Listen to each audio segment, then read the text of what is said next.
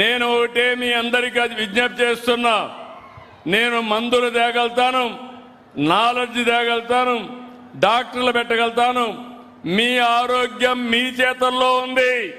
ఈ విషయం మర్చిపోవద్దండి. నేను ఎప్పుడూ చెప్తాను,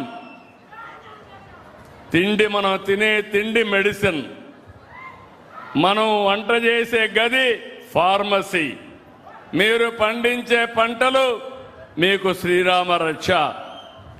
ఒకప్పుడు మనందరం కూడా బియ్యమే తినేవాళ్ళం. ఈరోజు నాకు చాలా సంతోషం.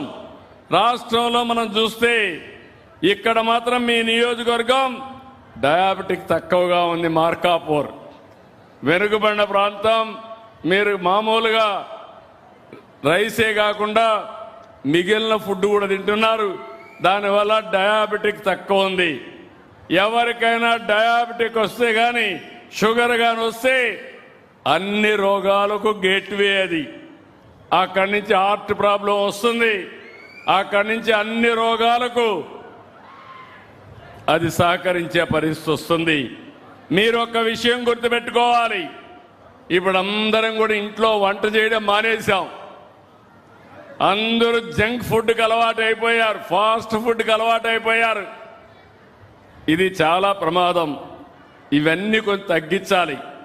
మన పిల్లలకు మంచి పౌష్టికాహారం పెట్టాలి. మనం కూడా తాజాగా వండిన తిండి తినాలి. మన ఇంట్లో వండిన ఫుడ్ కంటే వేరే లాభం లేదు. మళ్ళీ పాత రోజులకు వెళ్ళాలి.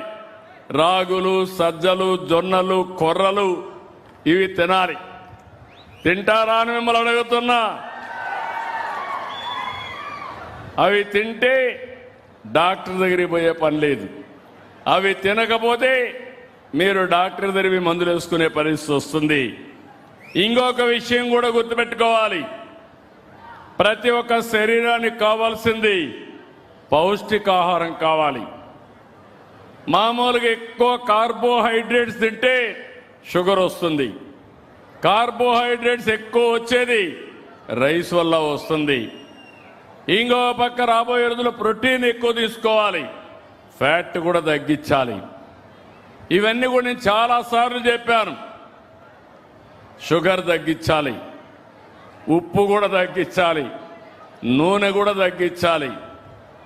అదే సమయంలో రుచికరంగా వంటలు కూడా చేయొచ్చు. కానీ ఇవన్నీ మీలో ఒక ఆలోచనకు శ్రీకారం చుట్టాలి. ఇంకో పక్కన రైతులందరికీ విజ్ఞప్తి చేస్తున్నా. కొంతమంది కావాలని తప్పుడు ప్రచారం చేస్తున్నారు. యూరియా కావాల్సినంత ఉంది, కానీ యూరియా ఎక్కువ వేస్తే మీరు పండించిన పంట కొనేవాడు లేడు. ఆ విషయం మీరు గుర్తుపెట్టుకోవాల్సిన అవసరం ఉంది. మొన్నే గుంటూరు నుంచి మిరప చైనాకు పంపిస్తే 3 కంటైనర్స్ తిరిగి వచ్చాయి. టెక్నాలజీ మారింది. ఏ పంటలో ఎంత మీరు ఎరువేశారు, ఎంత క్రిమి సంహారక మందులు కొట్టారో డయాగ్నోస్ చేసే పరిస్థితికి వచ్చారు. దానివల్ల కొనేవాడు కొనడం లేదు. ఈరోజు ప్రపంచమంతా కూడా ఫెర్టిలైజర్స్ కానీ పెస్టిసైడ్స్ లేని ఫుడ్ తింటున్నారు.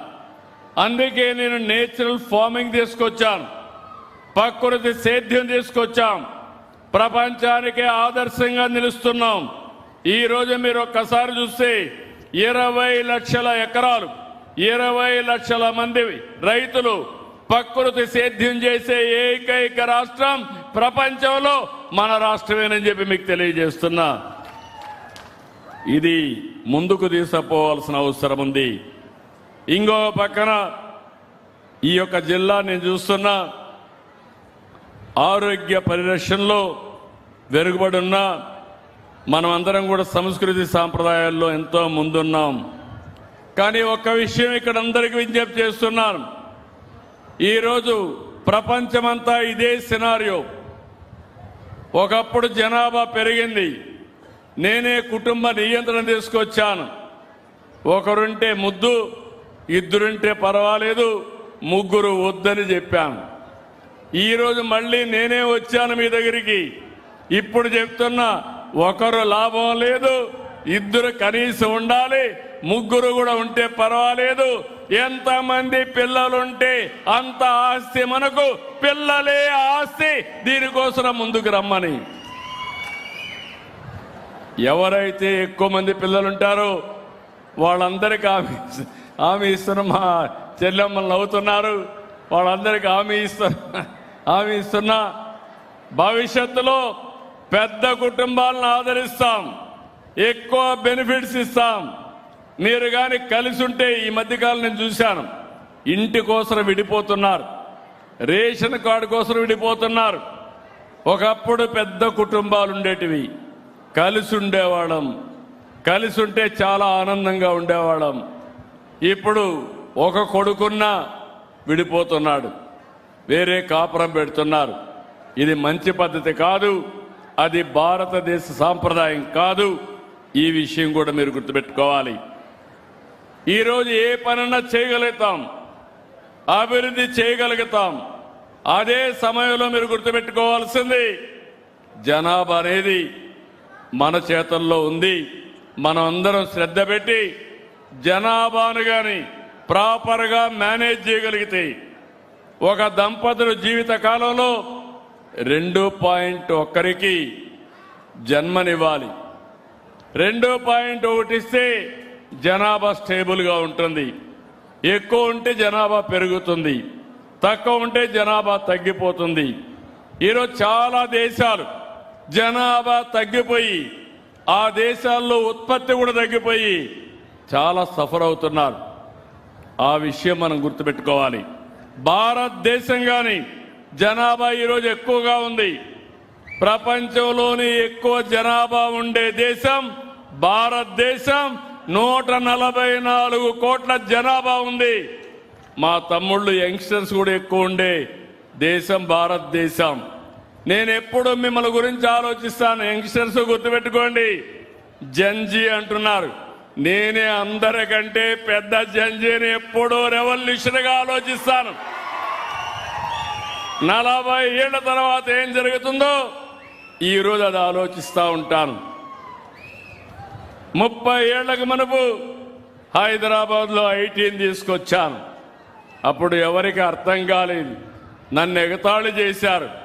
ఈ రోజు ఆ ఐటీ అందరికీ జీవనోపాధి కాకుండా ఆదాయాన్ని పెంచే మార్గాన్ని చూపించింది. ఇప్పుడు వచ్చింది, ఇంకో పక్క క్వాంటమ్ వచ్చింది, ఇంకో పక్క డేటా సెంటర్లు వస్తున్నాయి. నేను అందుకే విజ్ఞప్తి చేస్తున్నా మా యొక్క జంజీ పిల్లలందరికీ, మీకు పెద్ద జంజీ నేనే. నాకంటే ఇన్నోవేషన్ తెచ్చే వాళ్ళు ఎవరు ఉండరు. మీరు ముందుకు రండి. ప్రతి ఒక్కరూ ఏఐ నేర్చుకోండి, ప్రతి ఒక్కరూ క్వాంటమ్ ఏఐ నేర్చుకోండి, ప్రతి ఒక్కరు ఇన్నోవేషన్తో ముందుకు రండి. మీకు ఉపాధి కాదు, మీకు బంగారు భవిష్యత్తు చూపించే దారి నేను చూపిస్తానని మరొక్కసారి మీ అందరికీ హామీ ఇస్తున్నా. ఈరోజు మీరు ఇక్కడికి వస్తే నాకెంతో ఆనందం. చిరకాల వాంఛ. 96లో ముఖ్యమంత్రిగా ఇక్కడికి వచ్చాను.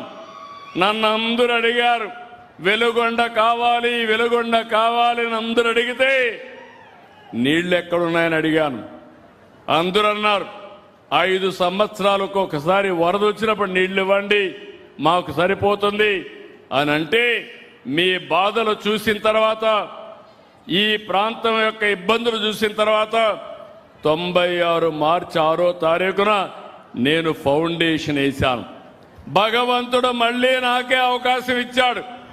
ఆ ప్రాజెక్ట్ పూర్తి చేసి జాతికి అంకితం చేసే బాధ్యత పోలవరం రాష్ట్రానికి